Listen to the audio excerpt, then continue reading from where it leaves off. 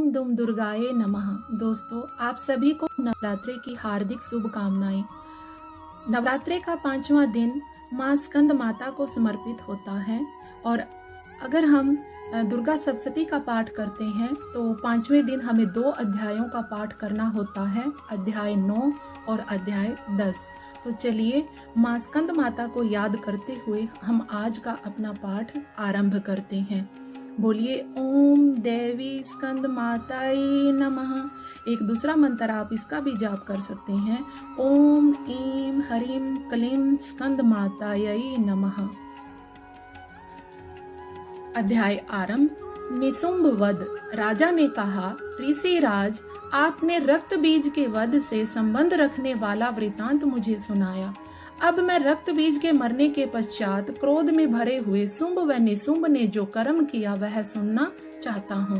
महर्षि मेधा ने कहा, रक्त बीज के मारे जाने पर शुंभ और निशुंभ को बड़ा क्रोध आया और अपनी बहुत बड़ी सेना का इस प्रकार सर्वनाश होते देखकर निशुंभ देवी पर आक्रमण करने के लिए दौड़ा। उसके साथ बहुत से बड़े बड़े असुर देवी को मारने के वास्ते दौड़े और महापराक्रमी शुंभ अपनी सेना सहित चंडिका को मारने के लिए बढ़ा। फिर शुंभ और निशुंभ का देवी से घोर युद्ध होने लगा। वह दोनों असुर इस प्रकार देवी पर बाण फेंकने लगे जैसे मेघों से वर्षा हो रही हो।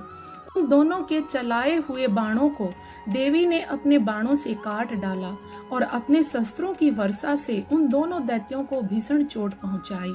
निशुंभ ने तीक्ष्ण तलवार और चमकती हुई ढाल लेकर देवी के सिंह पर आक्रमण किया।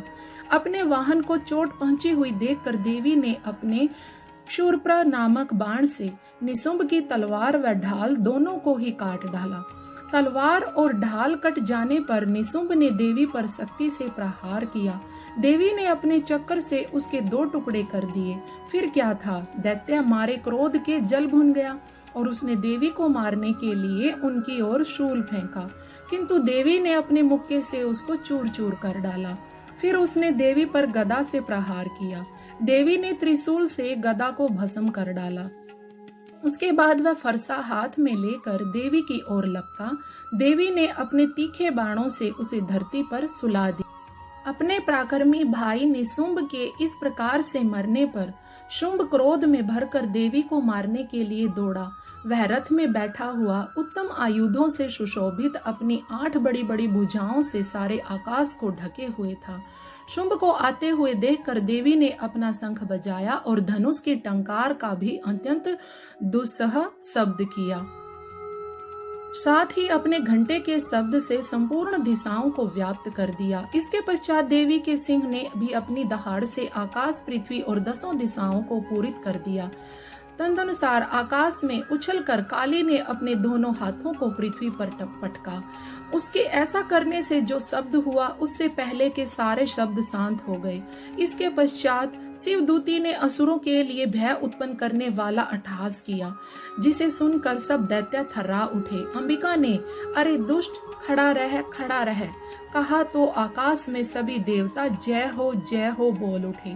शुंभ ने ज्वालाओं से युक्त एक अत्यंत भयंकर शक्ति छोड़ी, जिसे देवी ने अपनी महोल्क नामक शक्ति से उसे काट डाला। हे राजन, देवी के छोड़े बाणों को शुंभ ने अपने बाणों से सैकड़ों और हजारों टुकड़ों में परिवर्तित कर दिया।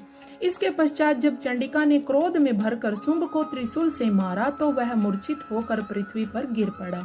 जब उसकी मूर्छा दूर हुई तो वह धनुष लेकर आया और अपने बाणों से उसने देवी काली तथा सिंह को घायल कर दिया। फिर उस राक्षस ने 10,000 भुजाएं धारण करके चक्र आदि आयुधों से देवी को आच्छादित कर दिया। तब भगवती दुर्गा ने कुपित होकर अपने बाणों से उन चक्रों तथा बाणों को काट डाला। देवताओं को दुखी करने वाले निशुंभ को त्रिशूल हाथ लिए हुए आता देखकर चंडिका ने अपने शूल से उसकी छाती को चीर डाला। उसकी छाती में से एक उस जैसा ही महापराक्रमी दैत्य ठहर जा कहता हुआ निकला। उसको देखकर देवी ने बड़े जोर से ठहाका लगाया और उसका सिर अपनी तलवार से काट डाला। सिर के कटने के साथ ही वह पृथ्वी पर गिर पड़ा। तदनुसार सिंह दहाड़ कर असुरों का भक्षण करने लगा और काली और शिवदूती भी राक्षसों का रक्त पीने लगी। कोमरी की शक्ति और ब्राह्मणी के कमंडलों के जल से कितने ही महादैत्य नष्ट हो गए। अनेक दैत्य माहेश्वरी के त्रिशूल से विदीर्ण होकर और हजारों दैत्य बाराही के प्रहारों से छिन्न भिन्न होकर धराशायी हो गए। वैष्णवी ने अपने चक्कर से बड़े बड़े महापराक्रमियों को यमलोक भेज दिया और इंद्री ने भी कितने ही महाबली राक्षस टुकड़े टुकड़े कर दिए। लाखों दैत्य मारे गए, अनेक भाग गए और कितने ही काली शिवदूती और सिंह ने भक्षण कर दिए। हमारा 9वां अध्याय संपन्न हुआ। दोस्तों, एक बार फिर जानकारी के लिए बता दूं कि अध्याय के अंत में हमें इति और समाप्त शब्द का प्रयोग नहीं करना, क्योंकि इति का मतलब लक्ष्मी का हरण होता है और समाप्त का मतलब अपने प्राणों के हरण के तुल्य होता है। तो इसलिए हमें इन शब्दों का प्रयोग नहीं करना। तो चलिए हम अपना अगला अध्याय आरंभ करते हैं। 10वां अध्याय शुंभवध। ओम चंडिकाय नमः। महर्षि मेधा ने कहा, हे राजन, अपने प्यारे भाई को मरा हुआ तथा सेना को नष्ट हुई देखकर क्रोध में भरकर दैत्यराज शुंभ कहने लगा, दुष्ट दुर्गे, तू अहंकार से गर्व मत कर, क्योंकि तू दूसरों के बल पर लड़ रही है। देवी ने कहा, हे दुष्ट, देख, मैं तो अकेली ही हूँ। इस संसार में मेरे सिवा दूसरा कौन है? यह सब मेरी शक्तियाँ हैं। देख, यह सब की सब मुझ में प्रविष्ट हो रही हैं। इसके पश्चात ब्राह्मणी आदि सब देवियां उस देवी के शरीर में लीन हो गई और देवी अकेली रह गई। तब देवी ने कहा, मैं अपनी ऐश्वर्य शक्ति से अनेकों रूपों में यहाँ उपस्थित हुई थी। उन सब रूपों को मैंने समेट लिया है। अब अकेली ही यहाँ खड़ी हूँ, तुम भी यहीं ठहरो। तब देवताओं तथा राक्षसों के देखते देखते देवी तथा शुंभ में भयंकर युद्ध होने लगा। अंबिका देवी ने सैकड़ों अस्त्र शस्त्र छोड़े। उधर दैत्यराज ने भी भयंकर अस्त्रों का प्रहार आरंभ कर दिया। देवी के छोड़े हुए सैकड़ों अस्त्रों को दैत्य ने अपने अस्त्रों द्वारा काट डाला। इसी प्रकार शुंभ ने जो अस्त्र छोड़े उनको देवी ने अपनी भयंकर हुंकार के द्वारा ही काट डाला।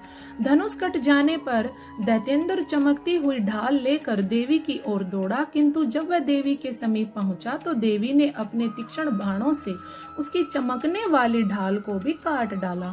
फिर दैत्येंद्र के घोड़े मार दिए, रथ तोड़ दिया और सारथी को भी मार डाला। तब वह भयंकर मृदुगर लेकर देवी पर आक्रमण करने के लिए चला, किंतु देवी ने अपने तीक्ष्ण बाणों से उसके मुदगर को भी काट दिया और इस पर दैत्य ने क्रोध में भरकर देवी की छाती में बड़े जोर से मुक्का मारा। दैत्य ने जब देवी को मुक्का मारा तो देवी ने भी उसकी छाती में जोर से थप्पड़ मारा। थप्पड़ खाकर पहले तो दैत्य पृथ्वी पर गिर पड़ा, किंतु तुरंत ही वह उठ खड़ा हुआ और फिर वह देवी को पकड़कर आकाश की ओर उछला। वहां जाकर दोनों में युद्ध होने लगा। वह युद्ध ऋषियों व देवताओं को आश्चर्य में डालने वाला था। देवी आकाश में दैत्य के साथ बहुत देर तक युद्ध करती रही। फिर देवी ने उसे आकाश में घुमाकर पृथ्वी पर फेंक दिया। दुष्टात्मा दैत्य पुनः उठकर देवी को मारने के लिए दौड़ा।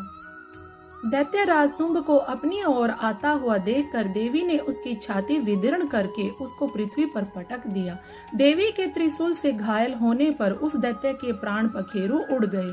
उसके गिरने पर समुद्र, द्वीप, पर्वत और पृथ्वी सब कांपने लगे।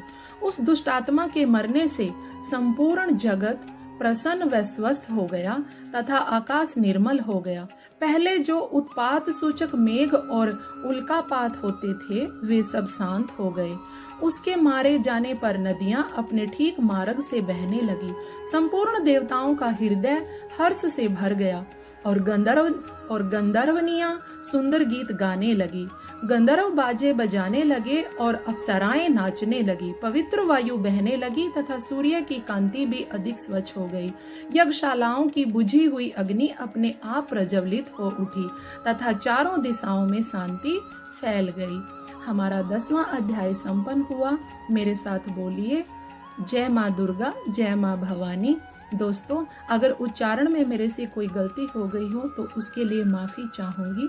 तो एक बार फिर मेरे साथ बोलिए, ओम दुम दुर्गाए नमः।